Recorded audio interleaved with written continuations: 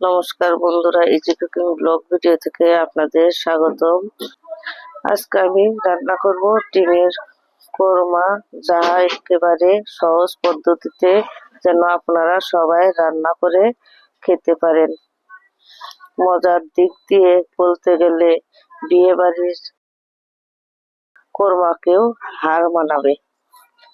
আমি চুলায় কড়াই বসিয়ে দিয়েছি, তেল গরম হয়ে গিয়েছে, দিয়ে দিলাম পেঁয়াজ কুচি। পেঁয়াজগুলো আমি বেরেস্তা বানিয়ে নেব।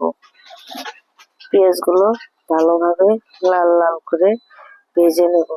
বন্ধুরা, আপনারা যারা আমার চ্যানেলটি এখনো সাবস্ক্রাইব করেন নাই, অবশ্যই সাবস্ক্রাইব করে আমার পাশে থাকবেন আর বন্ধুদের মাঝে বেশি বেশি শেয়ার করে দিবেন, যাতে আমি এগিয়ে যেতে পারি। আপনারা অবশ্যই আমাকে এগিয়ে নিয়ে যাবেন।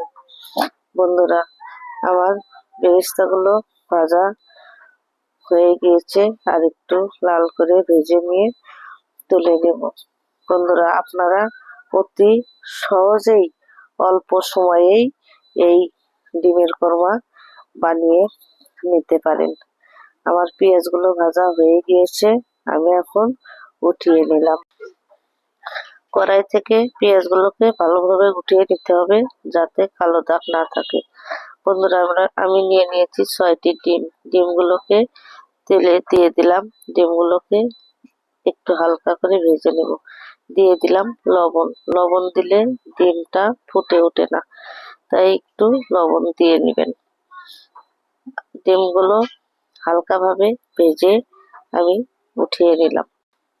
এখন দিয়ে দেব 2টি তেজপাতা, আর দিয়ে দেব গরম মশলা, 2 টুকরো গরম মশলা, দারচিনি, সাদা এলাচ ও কয়েকটি কালো গোলমরিচ।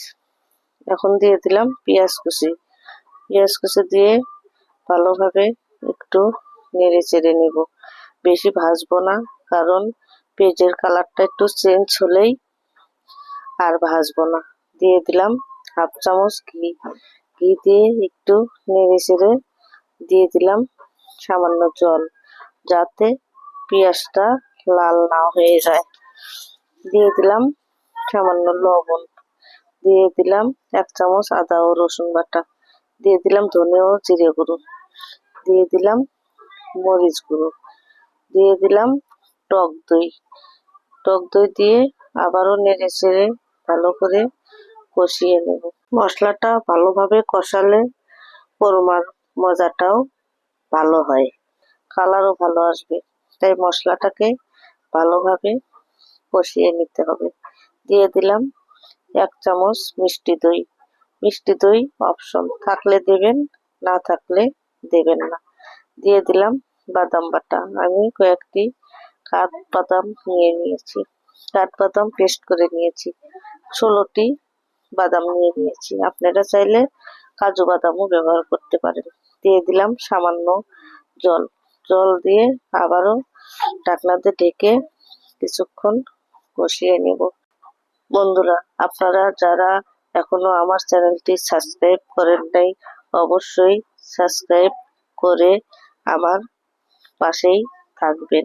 আপনারা অতি সহজেই এই ডিমের কোরমা রান্না করে নিতে পারেন।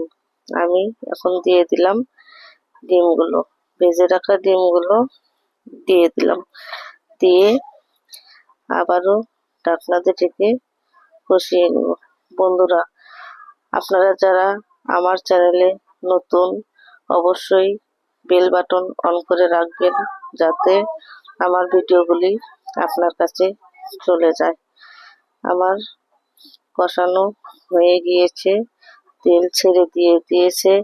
দিয়ে দেব আগের থেকে গরম করা দুধ। আমি এখানে হাফ কেজি দুধ নিয়েছি। আপনারা দুধ কম থাকলে একটু গরম জলও ব্যবহার করতে পারেন। বন্ধুরা, অনেকে বলে টক দই দিলে পরে দুধ দিলে ছানা কেটে যায়।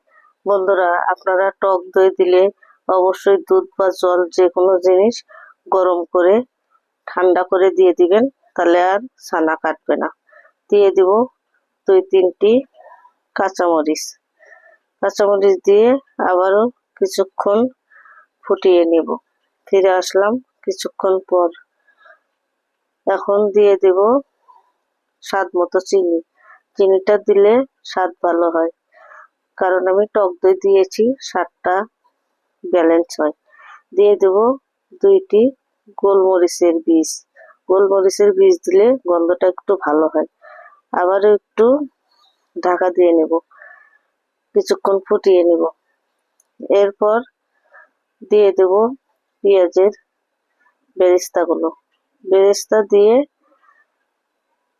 দেব আবারও একটু ঘি।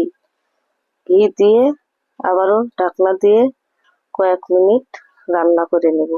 বেশি পাতলাও করব না, আবার বেশি ঘনও করব না। আমার রান্নাটি প্রায় হয়ে গিয়েছে, এখন নামিয়ে রাখলে জমে যাবে। বন্ধুরা, আমার কোরমা রান্নাটি যদি আপনাদের ভালো লেগে থাকে অবশ্যই লাইক, কমেন্ট, সাবস্ক্রাইব করে দিবেন, বন্ধুদের মাঝে শেয়ার করে দিবেন। আবারও অনেক অনেক ধন্যবাদ।